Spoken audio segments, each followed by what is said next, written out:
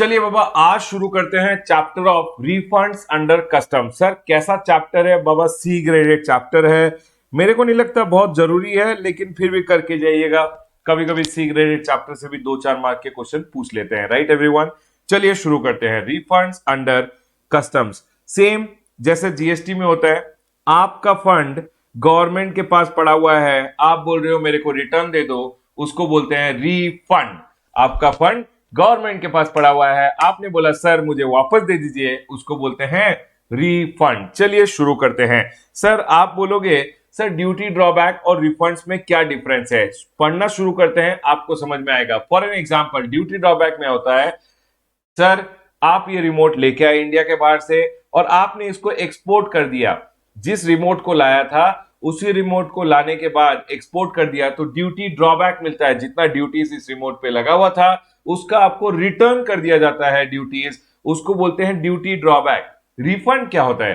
For an example, कोई item आप India के बाहर से लाए, उस पर ड्यूटी नहीं था और आपने थोड़ा ड्यूटी दे दिया या आपने ड्यूटी ज्यादा दे दिया, तो उसके लिए बोला जाता है कि जो आपने ड्यूटी गलत ड्यूटी दे दिया है उसको आप गवर्नमेंट से वापस मांग लीजिए, उसको बोलते हैं रिफंड। ठीक है सर, चलिए शुरू करते हैं। आ जाइए इधर। Section number 27 claim of refund की बात करता है। सर ये क्या बोलता है? समझ लीजिए आपने गुड्स इंपोर्ट किए, इंपोर्ट करते हो तो आपको कस्टम ड्यूटी कैलकुलेट करना पड़ता है। Custom duty is equal to value into rate of duty into rate of exchange. जब आपने कैलकुलेट किया तो sometime custom duty is paid in excess of what is actually leviable. क्या होता है? क्लासिफिकेशन आपने गलत कर दिया, इसको रिमोट की जगह मोबाइल में क्लासिफाई करते हुए ड्यूटी दे दिया गया। कुछ भी गलत क्लासिफिकेशन हो गया, गलत क्लासिफिकेशन, गलत रेट ऑफ ड्यूटी लगा के ज्यादा ड्यूटी दे दिया। Due to error, might be आपको इंफॉर्मेशन नहीं था, lack of information, wrong classification करते हुए आपने गलत ड्यूटी दे दिया। तो ये क्या बोल रहे हैं? अगर आपने गलत ड्यूटी दे दिया है, जो एक्स्ट्रा ड्यूटी दे दिया है उसका आप रिफंड मांग लीजिए। For an example, right side में आ जाइए। आपने सेल्फ असेसमेंट किया, value multiplied by rate of duty. आपने बोला 1,00,000 रुपए का गुड्स इंपोर्ट किया है, 30% का ड्यूटी बनता है, 30,000 का कस्टम ड्यूटी। ठीक है, आपको याद होगा जिस दिन आप बिल ऑफ एंट्री प्रेजेंट कर रहे हो उस दिन ड्यूटी देना है। अगर आपने बिलेटेड किया तो आपको इंटरेस्ट देना पड़ेगा। आपने क्या किया? बिलेटेड पेमेंट किया और इंटरेस्ट भी आपको देना पड़ा। ठीक है सर, 30,000 रुपए पे मैंने इंटरेस्ट भी दे दिया 4,500 का। अब समझिए सर, आपने बाद में देखा कि करेक्ट असेसमेंट अगर मैं करता तो 1,00,000 रुपए पे सिर्फ 20% ड्यूटी लगना था। ओ नो, मैंने 30% दे दिया है, तो जो आपने 10% एक्स्ट्रा दिया है वो तो रिटर्न मांगोगे, प्लस क्योंकि अब कस्टम ड्यूटी कम हो रहा है तो इंटरेस्ट भी आपको कम पे करना है। 30,000 पे 4,500 रुपीज का इंटरेस्ट था, 20,000 पे सिर्फ 3,000 रुपए का इंटरेस्ट है। जो 3,000 रुपए का इंटरेस्ट है, 4,500 माइनस 3,000, 1,500 जो इंटरेस्ट एक्स्ट्रा दिया है वो भी आप रिफंड क्लेम कर सकते हो। इसका आप मांग लोगे रिफंड। अब हम समझेंगे कि इसका रिफंड कौन मांग सकता है और क्या प्रोसीजर है। चलिए शुरू करते हैं। सर आपने जो गुड्स इंपोर्ट किया था इसको आप क्या करोगे? क्लियर करोगे पोस्ट सेल्फ असेसमेंट। बेसिकली समझ लीजिए ये है रमेश। मैंने क्या किया? मैंने एक बिल ऑफ एंट्री फाइल किया, सेल्फ असेसमेंट किया, 30% ड्यूटी दे दिया। सर देना तो 20% था, तो जो एक्स्ट्रा दिया है, importer who has paid the duty, importer of the duty paid by him, उसके लिए क्या करेगा? एक एप्लीकेशन फाइल करेगा for refund to the AC और डीसी। ठीक है सर, पॉइंट क्लियर है। समझ लीजिए इंपोर्टर ने क्या किया था? गुड्स बेच दिए सुरेश को, रमेश ने गुड्स बेच दिए सुरेश को। सर रिफंड क्लेम करने कौन जाएगा? रमेश जाएगा या सुरेश जाएगा? अब इन दिस सिनेरियो सुरेश जाएगा रिफंड क्लेम करने। Customer of the duty born by him, अगर बर्डन मैंने पास ऑन कर दिया था तो अब कस्टमर जाएगा ड्यूटी का रिफंड क्लेम करने के लिए। सर ये जो ड्यूटी का रिफंड क्लेम करना है ये कैसे क्लेम करना है? जल्दी जल्दी मेरे को एक हेड्सअप देके बताइए। क्या आपको समझ में आया ड्यूटी ड्रॉबैक और रिफंड में डिफरेंस? ड्यूटी ड्रॉबैक था कुछ इंपोर्ट किया, सही इंपोर्ट किया था, री एक्सपोर्ट कर दिया तो ड्यूटी ड्रॉबैक मिला। इंपोर्ट किया, एक्स्ट्रा ड्यूटी दे दिया तो रिफंड लेते हो जो एक्स्ट्रा ड्यूटी पे किया है, जो गलत ड्यूटी पे किया है उसका। यस सर, पॉइंट क्लियर है। चलिए शुरू करते हैं। सर एप्लीकेशन फॉर रिफंड कैसे जाएगा? सर एप्लीकेशन हमेशा याद रखिएगा, एप्लीकेशन फाइल करना होगा विद इन 1 ईयर, जैसे जीएसटी में था कि विद इन 2 ईयर्स आपको रिफंड एप्लीकेशन डालना है। कस्टम्स में रिफंड एप्लीकेशन रेलेवेंट डेट से 1 साल के अंदर आपको डालना है। सेम थिंग है, जब आप एप्लीकेशन दोगे, एप्लीकेशन के साथ डॉक्यूमेंट्री एविडेंस लगाना और फिर आपको रिफंड दे दिया जाएगा। तो सर ये रेलेवेंट डेट क्या होता है, क्योंकि आपको रेलेवेंट डेट से 1 साल में जाके रिफंड एप्लीकेशन लगाना है। तो यहां बोला है time limit for submission of refund application 1 year है। 1 year from what date? Sir अगर मैं इंपोर्टर हूं और मैं रिफंड क्लेम कर रहा हूं, जिस दिन मैंने ड्यूटी जो एक्स्ट्रा दे दिया, मतलब जिस दिन मैंने ड्यूटी का पेमेंट किया है और रियलाइज कर लिया कि सर ओ नो, जिस दिन ड्यूटी का पेमेंट किया था वो तो एक्स्ट्रा पे कर दिया था, रियलाइज किया हुआ दिन नहीं, जिस दिन पे किया था उसके 1 साल में जाना है। तो आज अगर मैंने ड्यूटी का पेमेंट किया है, एक्स्ट्रा पे कर दिया था, 1 साल में मेरे को रिफंड मांगने जाना है। Sir claim by any other person, समझ लीजिए मैंने कस्टमर को गुड्स भेज दिया था, कस्टमर जा रहा है तो ये बोल रहा है date of purchase of goods, जिस दिन उसने गुड्स परचेज किया। इनडायरेक्ट टैक्स है, अल्टीमेटली उसने बर्डन बियर किया होगा, वो जाके रिफंड क्लेम मांगेगा। Sir exemption by special order, for an example मैंने ड्यूटी दे दिया गवर्नमेंट को, बाद में गवर्नमेंट ने मेरे को एक स्पेशल ऑर्डर इशू करके बोला रमेश आपको टैक्स देने की जरूरत नहीं है, आपको कस्टम ड्यूटी नहीं देना चाहिए, तो मैंने दे दिया है तो अब रिफंड मिल जाएगा। Date of such exemption order, उसके 1 साल में मेरे को रिफंड एप्लीकेशन लगाना है। Refund as a consequence of judgment, decree, order, direction of appellate authority, appellate tribunal, court का जजमेंट आ गया। उसके बाद अगर आपको रिफंड क्लेम करना है, जिस दिन जजमेंट आया, आप अपील में चले गए थे, अपील में आपके फेवर में जजमेंट आ गया, जिस दिन आ गया उसके 1 साल में जाना है। डेट ऑफ जजमेंट और ऑर्डर।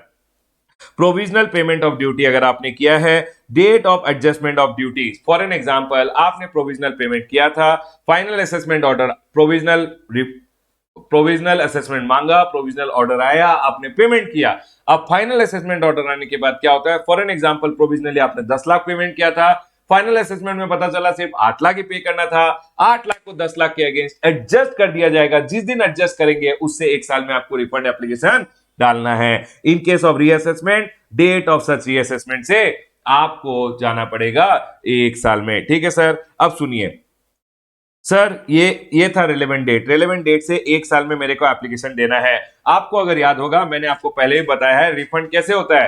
रिफंड का एक तो एप्लीकेशन जाता है, एप्लीकेशन के साथ आपको लगाना पड़ता है sir documentary evidence. Yes sir, documentary evidence लगाना पड़ता है कि रिफंड बनता है। यस सर, देखिए यहाँ पे विद डॉक्यूमेंट्री और other evidence to establish the duty interest collected from or paid by him and incidence is not passed on to other person। आपको डॉक्यूमेंट्री एविडेंस लगाना पड़ेगा कि सर मैंने ही दिया है और मैंने बर्डन किसी को और पास ऑन नहीं किया है। तो उस सिनारियो में आपको मतलब बेसिकली आपको डॉक्यूमेंट्री एविडेंस लगाना पड़ेगा रिफंड एप्लीकेशन के साथ। उसके बाद अब क्या होगा, प्रोसेसिंग होगा रिफंड का। प्रोसेसिंग हुआ और याद रखिएगा इधर 60 दिनों का टाइम नहीं है, जीएसटी में 60 डेज था, यहां बोल रहे हैं क्या बोल रहे हैं ये कि आपने अब एक बार एप्लीकेशन लगा दिया, एप्लीकेशन डाल दिया, तो 3 महीने में from the date of application आपके बैंक अकाउंट में पैसा आ जाएगा। अगर 3 महीने में उन्होंने आपके बैंक अकाउंट में रिफंड प्रोसेस करते हुए पैसे नहीं दिए तो सर इंटरेस्ट देंगे at the rate of 6% per annum.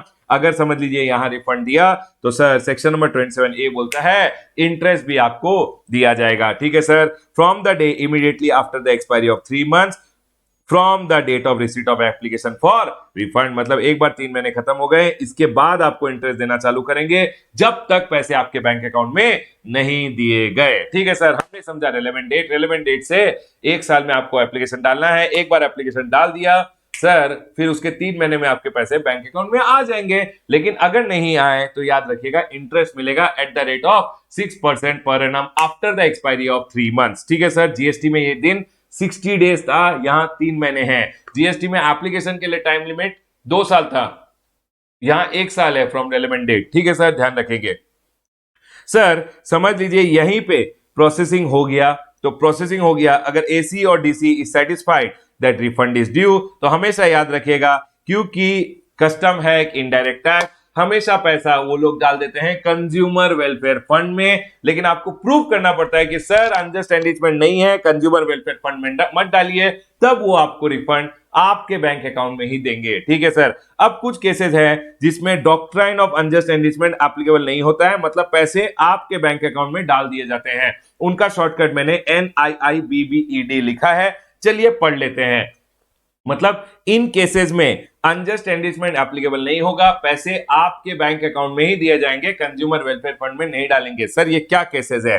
Duty and interest paid bye notified class of applicant notified by central government in the official gazette. अगर सेंट्रल गवर्नमेंट ने किसी को नोटिफाई किया है तो उन केसेस में पैसे उनके बैंक अकाउंट में डाले जाएंगे, उसको सर कंज्यूमर वेलफेयर फंड में नहीं डालेंगे। Duty and interest paid by importer made by an paid on imports made by an individual for personal use. मैंने क्या किया, इंडिया के बाहर से एक कार मंगा ली और ये मैंने अपने इंडिविजुअल यूज के लिए मंगाई है। सर मैं पर्सनल यूज के लिए मंगाया हूं, थोड़ी ना मैंने किसी पर बर्डन पास ऑन कर दिया था, तो इसमें अनजस्ट एनरिचमेंट एप्लीकेबल नहीं होगा। जो ड्यूटी एक्स्ट्रा दिया है मेरे को रिफंड मिल जाएगा। Duty and interest paid by importer और exporter if he has not passed on the incident to any other person. मैं इंपोर्टर हूं, मैंने गुड्स इंपोर्ट किया, मैंने एक्स्ट्रा ड्यूटी दिया, मैंने बर्डन किसी पे पास ऑन नहीं किया, तो मेरे को रिफंड मिलेगा, मेरे बैंक अकाउंट में मिलेगा। Doctrine of unjust enrichment applicable नहीं होगा, कंज्यूमर वेलफेयर फंड में पैसे नहीं डालेंगे, मेरे को ही दे देंगे। Duty and interest bond by buyer and he has not passed on the incidents to any other person. मैंने क्या किया, मैंने गुड्स बेच दिए इस बंदे को, इसने किसी और पे बर्डन पास ऑन नहीं किया, तो रिफंड इसको दिया जाएगा। अनजस्ट एनरिचमेंट एप्लीकेबल नहीं होगा, पेमेंट इसको ही कर दिया जाएगा, मतलब रिफंड इसको दे दिया जाएगा। Sir duty paid in access by the importer before an order permitting clearance of goods for home consumption is made where such excess payment is evident from the bill of entry। आपके bill of entry में दिख रहा है कि आपने wrong classification करते हुए ज्यादा ड्यूटी दे दिया है, तो भी रिफंड आपको दिया जाएगा। और duty actually payable is reflected in the reassessed bill of entry। reassessed bill of entry या bill of entry में दिख रहा है कि सर आपने एक्सेस दे दिया है, तो रिफंड आपको ही दिया जाएगा। उसके बाद एक्सपोर्ट ड्यूटी का हमेशा याद रखिएगा, अनजस्ट एनरिचमेंट का क्लॉज एप्लीकेबल नहीं होता है, रिफंड आपको ही दिया जाता है। DBK जो अंदर सेक्शन नंबर 74 और 75 होता है, उसका भी पैसा आप ही को दिया जाता है, उसके लिए कोई भी अनजस्ट एनरिचमेंट एप्लीकेबल नहीं होता है। एग्जाम में पूछ लेते हैं कि अनजस्ट एनरिचमेंट किन केसेस में एप्लीकेबल नहीं होगा, मतलब पैसे आपके ही बैंक अकाउंट में दिए जाएंगे। N for notified class of people, I for imports made by individual, I for import जो इंपोर्टर और एक्सपोर्टर बर्डन बियर करता है, B for sir bond by buyer, अगर बायर हूं मैं और मैंने बर्डन बियर किया है तो मेरे को रिफंड दिया जाएगा। उसके बाद सर बी आया, बिल ऑफ एंट्री में अगर रिफ्लेक्ट हो रहा है कि आपने एक्स्ट्रा पेमेंट किया है तो आपको रिफंड दिया जाएगा। E for export duty and D for duty drawback का रिफंड हमेशा आपको ही दिया जाता है, उसमें अनजस्ट एनरिचमेंट एप्लीकेबल नहीं होता है। उसके बाद आ जाइए लेफ्ट साइड में। लेफ्ट साइड में क्या बोल रहे हैं, refund of import duty in certain cases. Refund of import duty, कभी कभी क्या होता है, आपका जो इंपोर्ट ड्यूटी होता है, आपने इंपोर्ट किया, आपने इंपोर्ट ड्यूटी दे दिया, अब वो इंपोर्ट ड्यूटी का भी रिफंड दे देते हैं कभी कभी। कब? Import duty paid on clearance of goods for home consumption shall be refunded. मतलब मेरे गुड्स इंडिया आए, मैंने उनको ड्यूटी देते हुए क्लियर करा लिया, अब ये बोल रहे हैं हम रिफंड दे देंगे। कब? गुड्स आर डिफेक्टिव, मैंने क्या किया, गुड्स मंगाए और जो गुड्स मंगाए थे वो डिफेक्टिव निकल गए। Sir not in conformity with specification agreed between importer और एक्सपोर्टर, इस केस में रिफंड दे देंगे। Proviso goods have not been worked out और रिपेयर्ड और used except when such use was indispensable to discover defect or non-conformity। मैंने ये remote India के बाहर से मंगाए, इसको ड्यूटी देते हुए क्लियर कर लिया, क्लियर करने के बाद जब लेके आया और टीवी में एक्चुअली यूज कर रहा था, तब देखा कि सर ये तो रिमोट चल ही नहीं रहा है। तो ये जो यूज किया मैंने, ये यूज इनडिस्पेंसेबल था, मेरे को यूज करना पड़ा to find out that default कुछ प्रॉब्लम है, तो सर इसको यूज नहीं बोलते हैं। लेकिन समझ लीजिए मैंने क्लियर करा है, रिमोट को यूज किया 6 महीने, उसके बाद बोल रहा हूं सर ये कंफर्मिटी में नहीं है, मेरे को रिफंड चाहिए, तब रिफंड नहीं मिलेगा, याद रखिएगा। ठीक है सर, पॉइंट क्लियर है। लेकिन अगर आपने गुड्स इंपोर्ट किए, क्लियर करा लिया, उसके बाद पेमेंट भी कर दिया है, फिर देख रहे हो कि sir goods are not in conformity, तो उन सिनारियो में आपको रिफंड दे दिया जाएगा। Goods are to be identified to the satisfaction of the AC or DC as the imported goods। AC DC अपने आप को सेटिस्फाई करेगा कि जो आपने इंपोर्ट किया, जो गुड्स का आप रिफंड मांग रहे हो ड्यूटी का, वही इंपोर्टेड गुड्स ही है। ठीक है सर। उसके बाद the importer does not claim a duty drawback. याद रखिएगा, आपने इंपोर्ट किया गुड्स और आपने क्या किया, उस गुड्स को वापस एक्सपोर्ट कर दिया और 98% ड्यूटी ड्रॉबैक भी ले लिया, और आप बोल रहे हो कि सर मेरे को रिफंड भी चाहिए। बेटा याद रखिएगा, अगर ड्यूटी ड्रॉबैक ले लिया तो रिफंड नहीं मिलेगा। लेकिन सर ड्यूटी ड्रॉबैक ले सकते हैं, हाँ बाबा ले लीजिए, 100% ड्यूटी दिया है, ड्यूटी ड्रॉबैक मांगोगे तो 98% मिलेगा, रिफंड मांगोगे तो पूरा मिलेगा, 100% आप रिफंड ही मांगोगे, ठीक है सर। और ये क्या बोल रहा है, ये बोल रहा है कि सर अगर आपके गुड्स डिफेक्टिव है, not in conformity with the specification है, तो सर कैसे आपको रिफंड दिया जाएगा। ये बोल रहे हैं इंपोर्टर एक्सपोर्ट्स द गुड्स, आप इंपोर्ट के goods in not in conformity, उस पर ड्यूटी दे चुके हो, आप एक काम कीजिए, गुड्स को वापस भेज दीजिए, जो एक्सपोर्टर था उसको वापस दे दीजिए। जब आप उसको वापस दे दोगे, डिपार्टमेंट आपको ड्यूटी वापस दे देगी। रेलिंक्विश हिज टाइटल, और relinquish his title to goods and abandon them to custom. आपने बोला सर मैं इनको, एक्सपोर्टर तो वापस नहीं ले रहा है सर, मैं कस्टम डिपार्टमेंट के पास इन गुड्स को छोड़ देता हूं, आप कस्टम्स के पास गुड्स को छोड़ दीजिए, कस्टम डिपार्टमेंट ड्यूटी छोड़ देगा, मतलब ड्यूटी तो आपने दे दिया है ऑलरेडी, दे दिया है तो रिफंड दे देगा। Next, goods are destroyed and rendered commercially valueless in the presence of the proper officer. आपने बोला सर मैं लगा देता हूं इन गुड्स पे आग, आपने क्या किया, गुड्स को वैल्यूलेस बना दिया। समझ लीजिए कुछ मंगाया था, उसको आपने क्या किया, तोड़ फोड़ के वैल्यूलेस बना दिया, आग लगा दिया उन गुड्स को। तो ये बोल रहे हैं हाँ ठीक है सर, आपने गुड्स को डिस्ट्रॉय कर दिया, हम आपका दिया हुआ ड्यूटी आपको वापस दे देंगे। पहला बात, जब गुड्स इंपोर्ट किया, आपने इंपोर्ट करने के बाद ड्यूटी दे दिया है, गुड्स को एक्सपोर्ट कर दीजिए, आपको ड्यूटी रिटर्न मिल जाएगा। सर वो नहीं ले रहा है तो कस्टम के पास छोड़ दीजिए, तो आपको ड्यूटी रिफंड मिल जाएगा। कस्टम बोल रहा है हमें भी नहीं चाहिए, आपने डिस्ट्रॉय कर दिया, डिस्ट्रॉय कर दिया तो कस्टम आपको ड्यूटी रिटर्न दे देगा। उसको बोलते हैं duty refund on off import duty, मतलब बेसिकली जो इंपोर्ट ड्यूटी दिया है उसका रिफंड मिल जाएगा। कितने दिनों में करना है, goods importer exports the goods और relinquishes द टाइटल और गुड्स आर डिस्ट्रॉयड और rendered valueless within 30 days from the date of clearance order. जब आपने इंपोर्ट किया, क्लियरेंस ऑर्डर आ गया, उसके 30 दिनों में आपको ये सब करना है। Proviso 30 days can be extended by principal commissioner or commissioner up to of customs up to 3 months, मतलब ये 30 दिन का टाइम लिमिट को 3 मंथ्स तक एक्सटेंड किया जा सकता है। Section not applicable to goods regarding which offence has been committed. अगर आपने समझ लीजिए AK-47 मंगा लिया, एक्चुअल AK-47 मंगा लिया, अब कस्टम डिपार्टमेंट ने आपको पकड़ लिया है, आप बोल रहे हो सर मैं गुड्स को छोड़ रहा हूं, आप मेरा ड्यूटी वापस दीजिए, वो बोलेंगे सर अब तो इसके लिए कोई रेलिंक्विशमेंट वगैरह नहीं है, आपको तो हम जेल भेजेंगे, ठीक है sir. Application before the expiry of 6 months from the relevant date, आपको हमेशा याद रखना आपको एप्लीकेशन लगाना है कितने दिनों में, 6 महीनों में। सर ये रेलेवेंट डेट क्या होता है, रेलेवेंट डेट से 6 महीने में एप्लीकेशन लगाना है for refund of import duty. Relevant date क्या होता है, ये बोल रहे हैं in case of goods exported out date of let export order, मतलब आपने इंपोर्ट किया, अब आप बोल रहे हो सर मैं इन गुड्स को वापस एक्सपोर्ट कर देता हूं। अरे बेटा एक्सपोर्ट करने के लिए जो आप लेट एक्सपोर्ट ऑर्डर लोगे, लेट एक्सपोर्ट ऑर्डर जब मिल गया उसके 6 महीनों में आपको रिफंड ऑफ इंपोर्ट ड्यूटी के लिए अप्लाई कर देना है, ठीक है सर। टाइटल इज रेलिंक्विश्ड, आपने एक टाइटल छोड़ दिया, जिस दिन टाइटल छोड़ दिया भाग बेटा भाग, इंपोर्ट ड्यूटी रिफंड के लिए अप्लाई कर दे। डेट ऑफ सच रेलिंक्विशमेंट, जब रेलिंक्विश कर दिया उससे 6 महीनों में। गुड्स आर डिस्ट्रॉयड और rendered commercially valueless, date of such destruction और rendering of goods commercially valueless, मतलब आपने गुड्स को आग लगा दिया, जिस दिन आग लगा दिया गुड्स को उस दिन भागिए और कस्टम डिपार्टमेंट को बोलिए एप्लीकेशन दीजिए, 6 महीने में एप्लीकेशन दीजिए, आपको रिफंड दे दिया जाएगा। No refund with respect to perishable goods and goods which have left shelf life, मतलब समझ लीजिए आपने आम मंगाए, आम के गुठलियां बच गए हैं और आप बोल रहे हो सर मेरे को ड्यूटी ड्रॉबैक नहीं, रिफंड दे दीजिए ड्यूटी का, वो बोल रहे हैं कोई रिफंड नहीं दिया जाएगा। आ जाइए राइट साइड में, ये था इंपोर्ट ड्यूटी के रिफंड के बारे में, ये सब था, ये बेसिकली था एक्सेस जो ड्यूटी दिया हुआ है उसके रिफंड के बारे में। ये इंपोर्ट ड्यूटी के रिफंड के बारे में सर, ये है एक्सपोर्ट ड्यूटी के रिफंड के बारे में, refund of export duty in certain cases. समझ लीजिए मैंने एक्सपोर्ट किया, ड्यूटी दिया, अब मैंने री इंपोर्ट कर लिया, मतलब एक्सपोर्ट किया था, रिटर्न आ गए गुड्स रिटर्न आ गए, डिपार्टमेंट आपको रिटर्न दे देगा ड्यूटी। मैंने जब एक्सपोर्ट किया, मैंने एक्सपोर्ट ड्यूटी दिया, गुड्स वापस आ गए तो ड्यूटी भी वापस आ जाएगा, उतना ही बात है। देखिए section number 26 provides for refund of duty paid at the time of exportation. आपने एक्सपोर्ट किया, ड्यूटी दिया, गुड्स वापस आ गए, ड्यूटी वापस मिल जाएगी, subject to fulfilment of the following condition. Goods are return to such person otherwise than by way of resale. मैंने एक्सपोर्ट किया, उसने मेरे को गुड्स रिटर्न कर दिया, डिपार्टमेंट आपको ड्यूटी जो है वो रिटर्न कर देगा, उसको बोलते हैं रिफंड ऑफ एक्सपोर्ट ड्यूटी। ठीक है सर मैंने एक्सपोर्ट किया एक्स को, एक्स ने क्या किया, वाई को सेल किया और वाई ने मेरे को रीसेल कर दिया। रीसेल अगर हुआ है,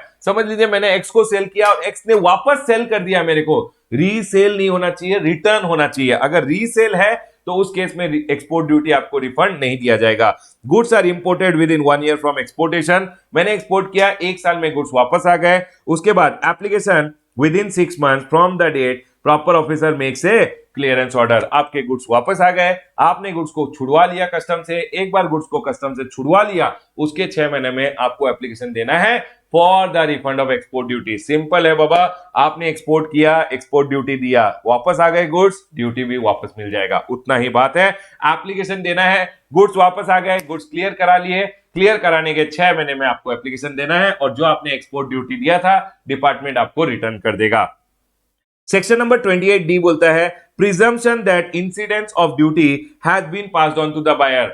क्योंकि कस्टम्स एक इनडायरेक्ट टैक्स है, हमेशा माना जाएगा कि आपने ड्यूटी का बर्डन कस्टमर को पास ऑन कर दिया है। Every person who has paid the duty on any goods under this act shall unless the contrary is proved by him be deemed to have passed on the burden to the buyer. मतलब हमेशा माना जाएगा कि रमेश आपने burden pass on कर दिया है, आपको प्रूव करना पड़ेगा ये अनजस्ट एनरिचमेंट नहीं है, मतलब आपने बर्डन प्रूफ पास ऑन नहीं किया है, ये आपको प्रूव करना पड़ेगा, अनलेस अदरवाइज आप हमेशा माना जाएगा कि आपने बर्डन पास ऑन कर दिया है और रिफंड कंज्यूमर वेलफेयर फंड में डाला जाएगा। ठीक है सर, समझ में आ गया। उसके बाद एक केस लॉ है पीरामल रे वर्सेस कस्टम्स। क्या बोल रहा है ये, 1 सेकेंड, हाँ, पिरामल रे versus customs, period of 1 year for claiming of refund under section number 27 not applicable in case of refund of amount paid on account of wrong classification of imported goods. क्या हुआ था पिरामल रे के केस में, उन्होंने क्या किया, एक मशीन मंगाया, मशीन समझ लीजिए 10 करोड़ रुपए का मशीन था या 100 करोड़ का मशीन था, उस पे उन्होंने क्या किया, 20% लगाते हुए 20% का 20 करोड़ का कस्टम ड्यूटी पे कर दिया। ओ नो सर, क्लासिफिकेशन किया और 20 उन लोगों ने 20% ड्यूटी मतलब 20 करोड़ का ड्यूटी पे कर दिया। लेटर उन लोगों ने रियलाइज किया, ओ नो, हमारे गुड्स पे तो कोई ड्यूटी था ही नहीं, हमारे गुड्स तो एग्जम्प्टेड गुड्स से, मतलब ये 20 करोड़ रुपया इन्होंने बिना फालतू का दे दिया, मतलब बिना मतलब का दे दिया कस्टम्स को। क्या इनको देना चाहिए था? सर नहीं देना चाहिए था।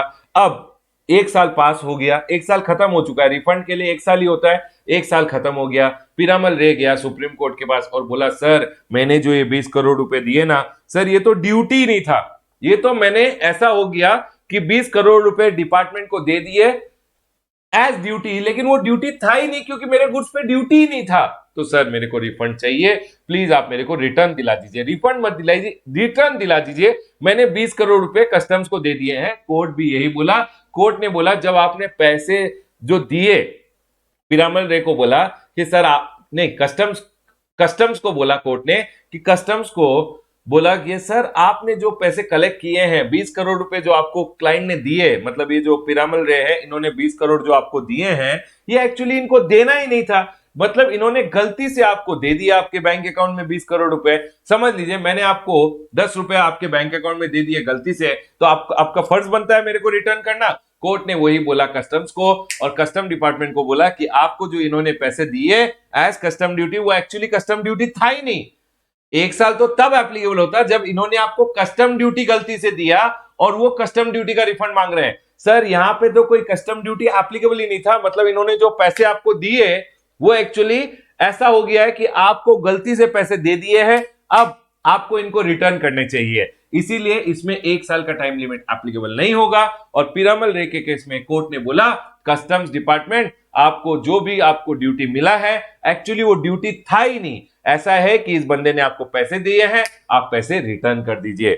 वही बोला गया था कि period of 1 year for claiming of refund under section number 27 is not applicable in case of refund of amount on account of wrong classification of imported goods. मेरे गुड्स तो एग्जम्प्टेड थे, मैंने गलती से ड्यूटी दे दिया है, उसमें 1 साल का टाइम लिमिट एप्लीकेबल नहीं होगा। प्रिया ब्लू इंडस्ट्रीज का केस लो था, refund claim can not be substitute for appeal. क्या हुआ, प्रिया ब्लूज क्या किए, वो अपील में नहीं गए, अपील में जाने का टाइम लिमिट था 60 दिनों का, अपील का टाइम लिमिट खत्म हो गया। अब उन्होंने क्या किया था, रीअसेसमेंट पे कुछ ज्यादा ड्यूटी दिया था, रीअसेसमेंट हुआ था और उन्होंने ड्यूटी दिया था। सुनिए, असेसमेंट आपने किया, आप गए ऑफिसर के पास, ऑफिसर ने बोला आपने कम टैक्स दिया, ऑफिसर ने रीअसेसमेंट करते हुए आपसे और टैक्स कलेक्ट किया। अब रीअसेसमेंट करने के बाद अगर ऑफिसर ने आपको एक रीअसेसमेंट ऑर्डर दिया है, तो रीअसेसमेंट ऑर्डर के अगेंस्ट अगर आपको जाना है तो सर आपको जाना है अपील में। अगर अपील में जीत गए तो आपको रिफंड मिलता है। आप रीअसेसमेंट हुआ, रीअसेसमेंट होने के बाद अपील वगैरह में नहीं गए और आप बोल रहे हो अपील का टाइम लिमिट चला गया, मैं डायरेक्टली रिफंड क्लेम फाइल करूंगा। ये बोल रहे हैं person aggrieved with an assessment order can not seek refund without filing an appeal against such order. Appeal file कीजिए, उसके बाद आइएगा आप रिफंड मांगने के लिए। अगर आप अपील में जीत गए, just because time limit appeal का खत्म हो गया, आप बोल रहे हो मैं रिफंड क्लेम कर लूंगा, नहीं मिलेगा। चलिए बाबा, यहां हमारा discussion with chapter of refunds खत्म होता है। आई होप आप लोगों को रिफंड्स और ड्यूटी ड्रॉबैक का अब क्लैरिटी आ गया होगा, डिफरेंस का between duty drawback and refunds. Yes sir, point clear है। सी ग्रेडेड टॉपिक है, मैक्सिमम 3 मार्क एक्सपेक्टेड है। यहां मैं अपना discussion with the chapter of refunds close करता हूं।